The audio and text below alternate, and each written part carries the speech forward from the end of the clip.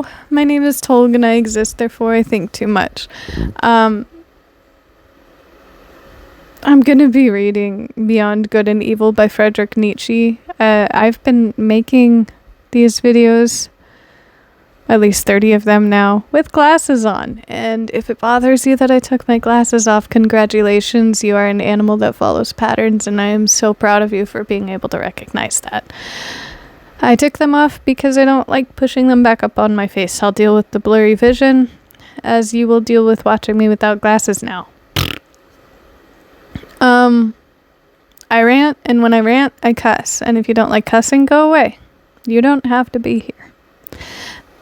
So, I finished chapter 1. Yay. And that ended on point 23. The interesting thing about how he writes is he's starting chapter 2, which then starts on point 24, which makes me think he just put the chapters willy-nilly because it's fun.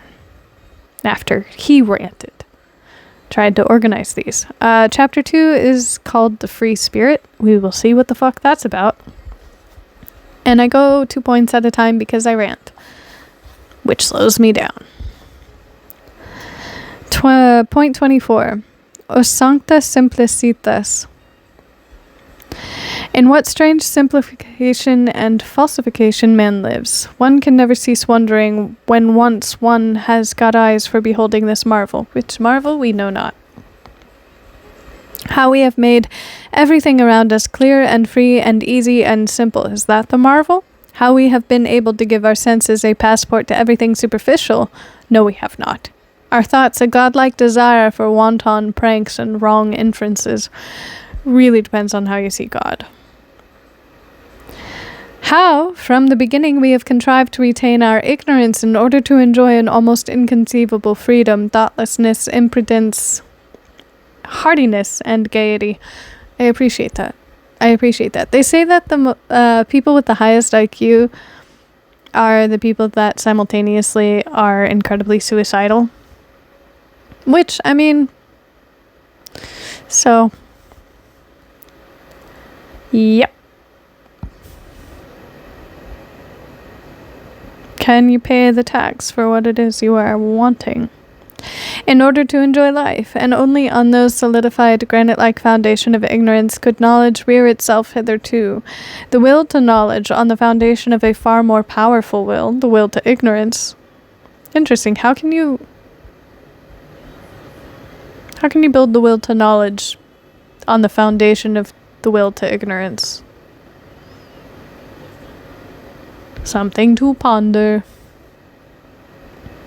To the uncertain, to the untrue. You know, he would make a great bard. Not as its opposite, but as its refinement.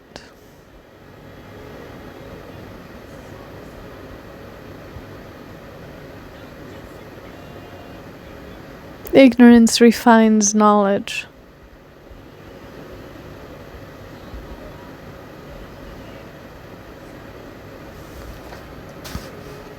Okay, I was being an ass. Generally, I am. I guess you cannot build knowledge if you are not first unknowledgeable without it, Knowledge is not necessarily born from knowledge. However, I'm not entirely certain how ignorance refines knowledge. Makes the knowledge better. Maybe it's without the acknowledgement of ignorance. Knowledge does not get better. And the acknowledgement is the thing there that, is needed or is necessary. Maybe?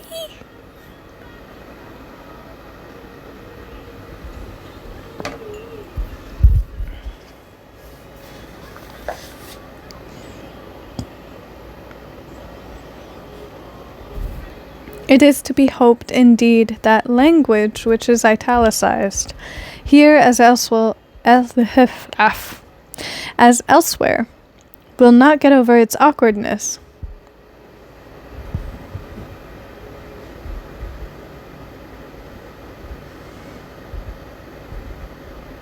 presentation. Language is only presentation. Presentation being awkward. Freud would have a fucking field day with Nietzsche. It feels so alien to say it that way. And that it will continue to talk of opposites where there are only degrees and many refinements of gradation. It is equally to be hoped that the incarnated Tartuffery of morals, which now belongs to our unconquerable flesh and blood. Where did it belong prior to? Will turn the words round in the mouths of us discerning ones. Morals? The Tartuffery, the incarnated Tartuffery of morals will turn the words round in the mouths of us discerning ones. What in the hell does Tartuffery mean? And how is it doing anything? Here and there we understand it, and laugh at the way in which precisely the best knowledge seeks most to retain us in this simplified, italicized, thoroughly artificial, suitably imagined, and suitably falsified world.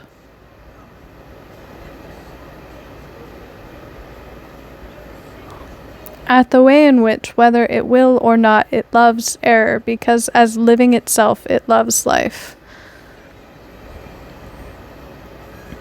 It is the incarnated Tartuffery.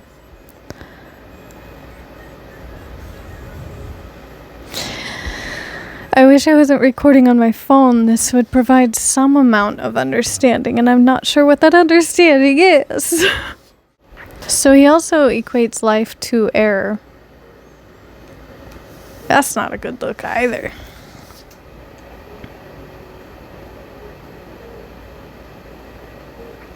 And the fact that, and it's not like uncommon to believe that this world is artificial. In fact, there are studies done on the math that substantiates life as it is. So it's been understood.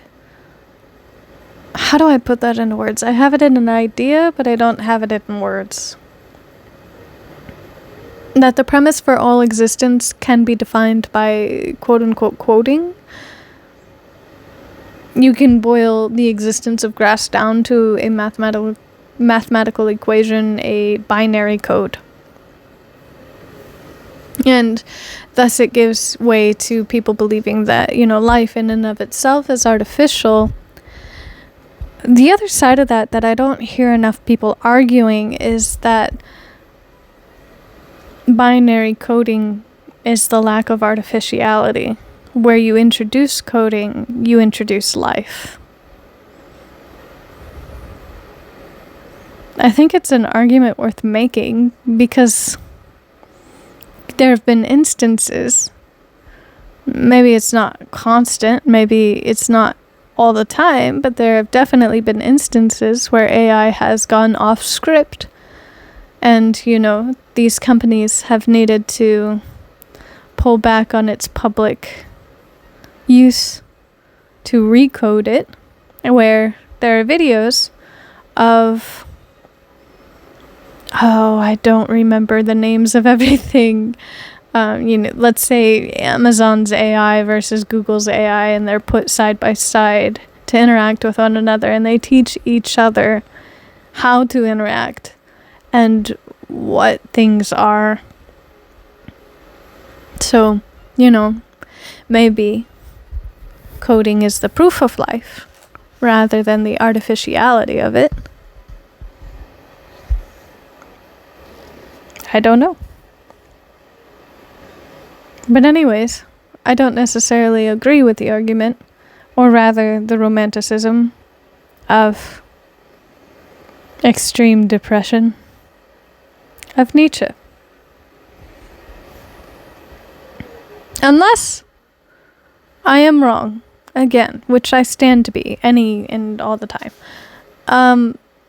Maybe he's not even speaking of, because this is probably 1860 to 1890. coding wasn't necessarily like relevant then. So maybe he means to be speaking on the superficiality of society, at which point, yeah, like, absolutely. I've been wondering, does depth make people uncomfortable? Do people prefer shallow? And the representation of shallow? Isn't the point of being human to have depth and to seek depth? Am I wrong? I'm confused. So point 25, my hair is on this book. Point 25, after such a cheerful commencement, a serious word would fain be heard. It appeals to the most serious minds. He's a romantic.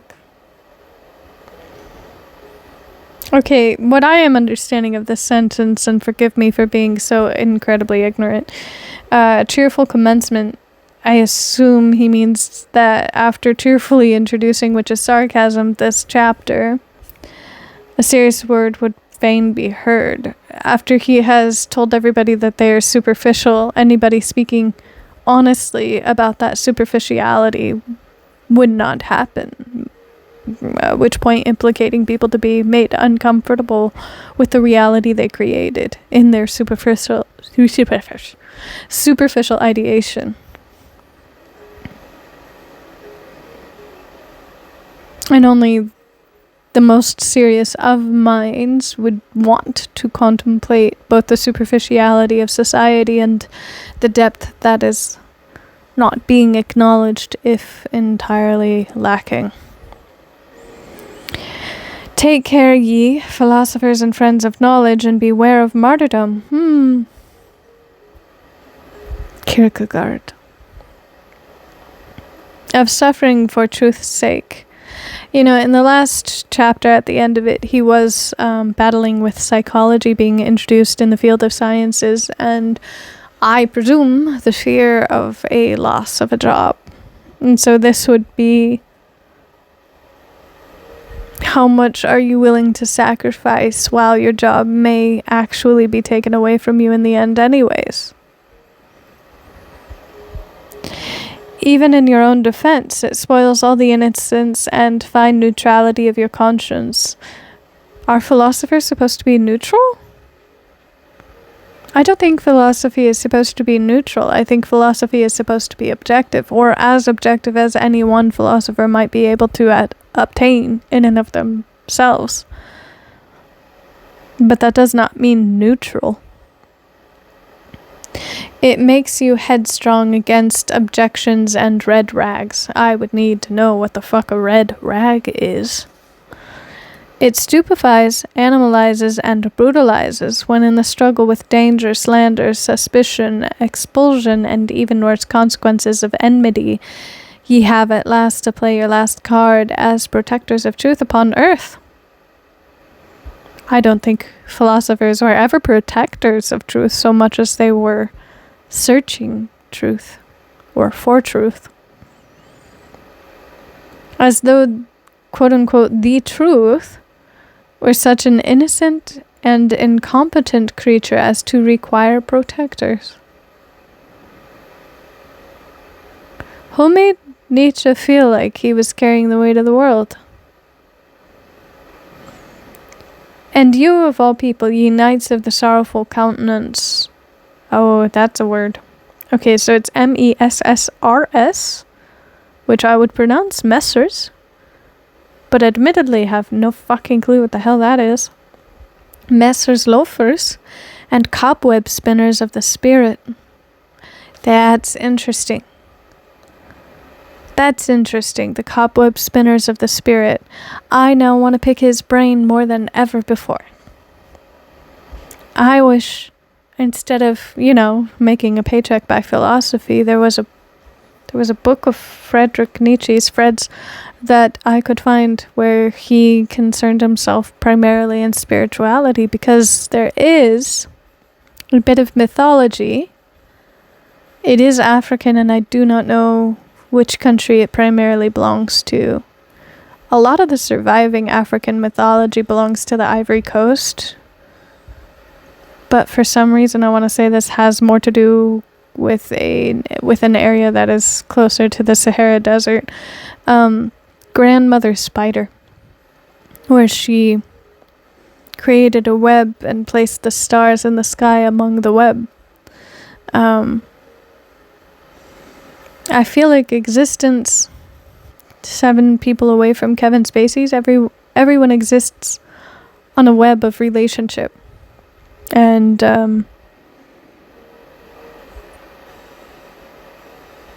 that's why cobweb spinners of the spirit is something that intrigues me. If energy is real, I mean, energy is real, but I mean, I know enough people shit on enough spirituality that I'm just gonna pose it as if energy work is real, then it would definitely make most sense as a spider web, because people relating to one another are not always existing in the same space at the same time. And therein fulfill a position, presumably a set position, that relates to other positions that exist. Therein the traded energy would look much like a web, I assume. And that assumption is based absolutely on the fact that I comfort myself rather with the thought of spirituality, where my spirituality is concerned, with the thought that humanity only perceives 0.05% of the light spectrum, which means we do not see 99.95% of things that exist. Which leaves a lot to be learned. Finally, you know sufficiently well that it cannot be of any consequence if ye just carry your point. You know that hitherto no philosopher has carried his point. Oh. And that there might be a more laudable truthfulness in every little interrogative remark, which you place after your special words and favorite doctrines, and occasionally after yourselves, than in all the solemn pantomime and trumping games before accusers and law courts. Were philosophers used as a tool in courts during 1850?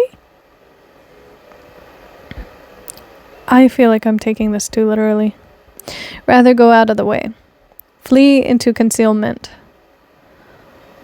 If you cannot beat 'em, run away. That's not a good look. And have your masks and your ruses, that ye may be mistaken for what you are, or somewhat feared. Oh, no. And pray don't forget the garden with golden trellis work. This is romantic speak. I feel like the more romantic Nietzsche gets, the more he's lost hope in his own profession and way of life. And have people around you who are as a garden, or as music on the waters at eventide, when already the day becomes a memory. Choose the good solitude, the free, wanton, lightsome solitude, which also gives you the right still to remain good in any sense whatsoever. Well, if you're ignorant to what is good and evil, then does good and evil truly exist? I assume is what that is tagging or targeting. Yeah, if a tree falls in the forest and no one is around to hear it, does it make a sound? Fuck yeah, it makes a sound. Sound existed before humans were created. We just are the observers. Just because we're the observers doesn't mean we are the judges of what is good and evil. Good and evil existed prior to us. Presumably, the concept is just, as I understand it, what is necessary and what is unnecessary. And that was not dependent or hinged on humanity's existence.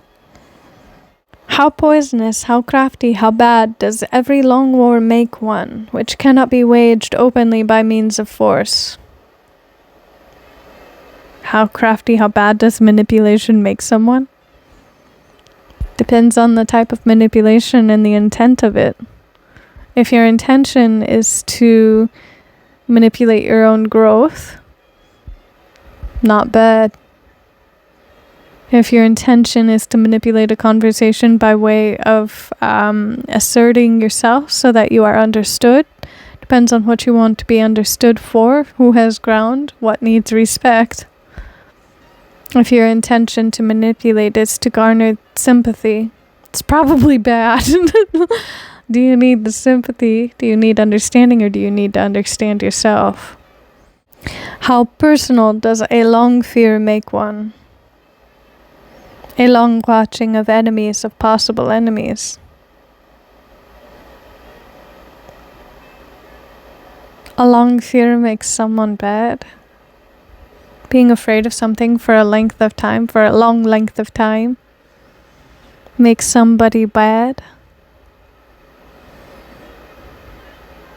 If you give in, if you do not fight for yourself, if you have nothing you stand by, if all you do is pay attention to what it is you fear, I can see you being so weak as to give in to being evil. These pariahs of society, these long pursued, badly persecuted ones, also the the bad ones are not persecuted anymore. Nietzsche would hate modern day US. Also the compulsory recluses, the Spinozas, or Giordano Brunos, always become in the end even under the most intellectual masquerade, and perhaps without being themselves aware of it, refined vengeance sinkers and poison brewers just lay bare the foundation of Spinoza's ethics and theology. I still have no fucking clue who Spinoza is, so I cannot. But apparently, Nietzsche fucking hates him. Not to speak of the stupidity of moral indignation. Whoa. Morality is subjective, so in it being subjective, I can't claim that it's always stupid. Surely it's stupid in some instances, but not all the time. Which is the unfailing sign in a philosopher that the sense of philosophical humor has left him. Philosophy is the pondering of the objectivity of life, as I understand it. So it is the job of the philosopher to be as objective as humanly possible. And therein, if the philosopher subscribes to morality, which is purely and only subjective, I guess they are failing at being a philosopher. What does that make them then? But human. A wordy human who likes to hear themselves talk. The martyrdom of the philosopher, oh no, I have to turn the page, has sacrifice for the sake of truth, philosopher, his sacrifice for the sake of truth, forces into the light whatever of the agitator and actor lurks in him. So just speaking again on the superficiality that I guess Nietzsche got really used to.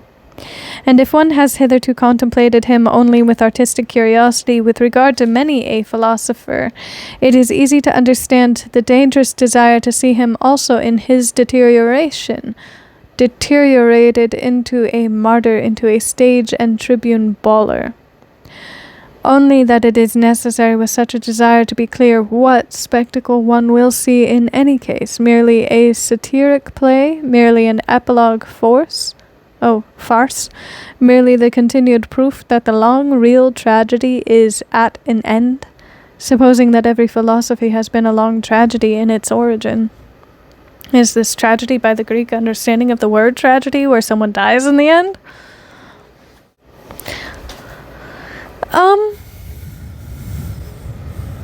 I stand by Nietzsche, needs a hug. I think that he was definitely facing down a barrel of a gun, looking at the end of his career and competition simultaneously, trying to decide what's worth it, what's worth his effort, what's worth his life, not being able to conclude on anything therein. That sucks ass. Did he have kids? That might have helped, being able to love an entity coming into the world. I just really feel the man needed a fucking hug. Time travelers, you have a job. Okay, bye. Drink well, eat well, sleep well, take care of yourselves.